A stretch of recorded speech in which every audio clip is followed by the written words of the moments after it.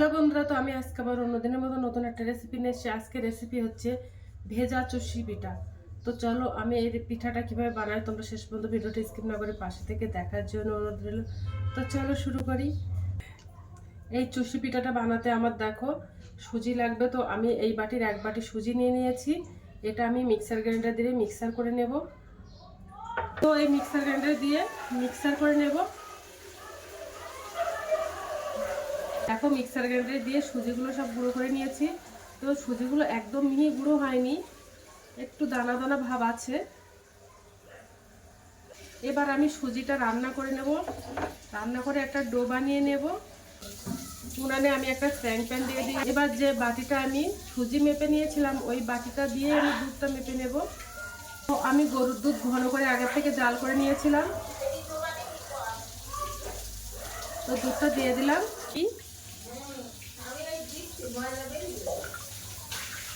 এই আড়াই বাটি আমি দুধ দিয়ে দিলাম, ঘন দুধ। এবার আমি দুধটা ভালো করে ফুটিয়ে নেব। তো দেখো দুধটা ফুটে গেছে। এবার আমি অল্প অল্প করে সুজিটা দিয়ে দেব, দিয়ে ভালো করে ফুটিয়ে নেব।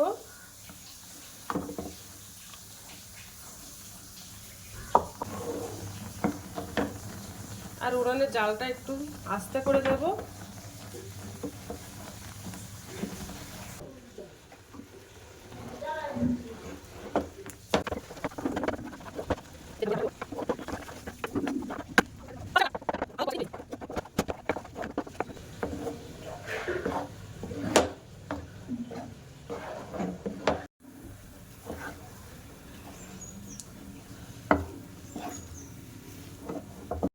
তো দেখো সুজির ডোটা বানানো হয়ে গেছে। এবার আমি গ্যাসটা অফ করে দেব। তো দেখো আমি একটা ডো বানিয়ে নিয়েছি শক্ত করে।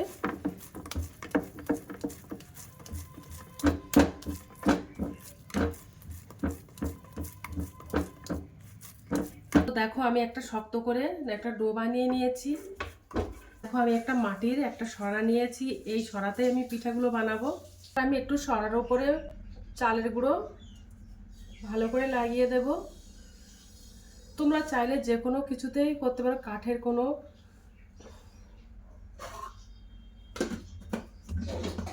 তো আমি এর থেকে একটু দলা নিয়ে নেব ছোট্ট করে।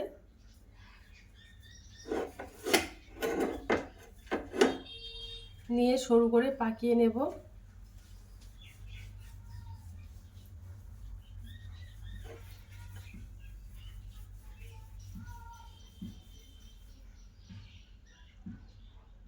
তো একটু একটু করে নিয়ে নেব। নিয়ে হাত দিয়ে করে দেব। নিয়ে নেব, নিয়ে এইভাবে হাত দিয়ে দেখো এইভাবে বানিয়ে নেব। তো এইভাবে আমি পিঠাগুলো সব বানিয়ে নেব। তো দেখো পিঠাগুলো সব বানানো হয়ে গেছে। তো আমি একটু মোটা মোটা করে রেখেছি, তোমরা চাইলে আর একটু সরু করে রাখতে পারো। তো এবার আমি এই পিঠাগুলো আমি চালনি দিয়ে আটাগুলো চেলে নেব। এর থেকে আটাগুলো ঝরিয়ে নেব।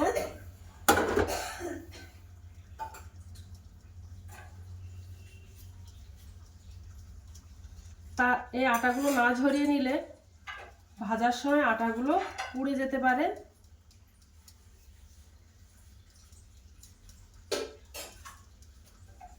তো দেখো চালনি দিয়ে চেলে নিয়েছি। এবার আমি পিঠাগুলো তেল দিয়ে ভাজা করে নেব। দেখো উনানে আমি একটা কড়াই দিয়েছি, ওর মধ্যে সাদা তেল দিয়ে দেব। দিয়ে পিঠাগুলো ভাজা করে নেব। কড়াইটা গরম হয়ে গেছে। এবার আমি ওর মধ্যে সাদা তেল দিয়ে দেব। তেল গরম হয়ে গেছে। এবার আমি পিঠাগুলো দিয়ে দেব।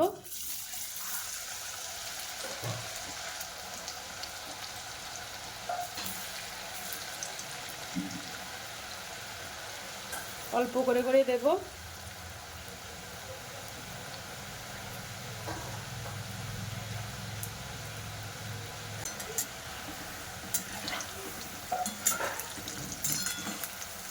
একটু হালকা ভাজা করে নেব।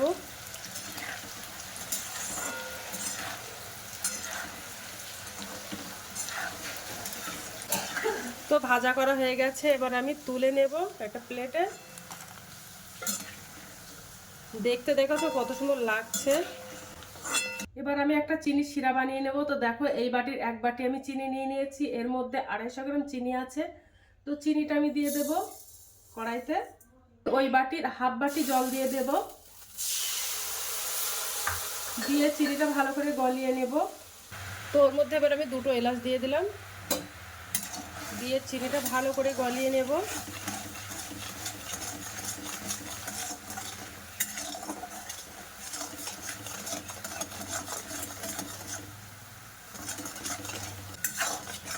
তো চিনিটা গলে গেছে, এবার আমি গ্যাসটা অফ করে দেবো। আর ঘন করে আমি একটা চিনি শিরা বানিয়ে নিয়েছি।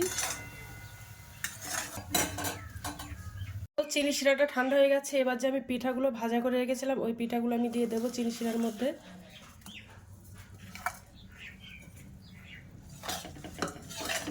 দিয়ে একটু ভালো করে চিনি শিরার মধ্যে নাড়াচাড়া করে নেব।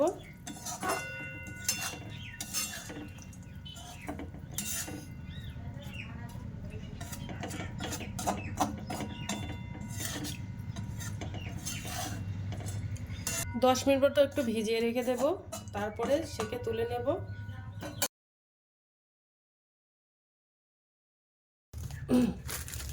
আর কিছুটা কিশমিশ দিয়ে দেব, ওটা জাস্ট দেখতে ভালো লাগার জন্য। তোমরা চাইলে যে কোনো ড্রাই ফ্রুটস দিতে পারো। একটু চেরি ফল দিয়ে দেব। আচ্ছা, দেখতে যেমন সুন্দর লাগছে আর খেতেও কিন্তু অসাধারণ এই পিঠাটা। তোমরা একবার বাড়িতে ট্রাই করতে পারো। তো দেখো কতটা ঝরঝরে হয়েছে।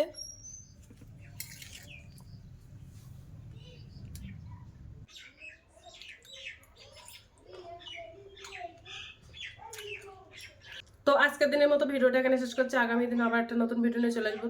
তো টাটা, বাই বাই, সবাই ভালো থাকবে।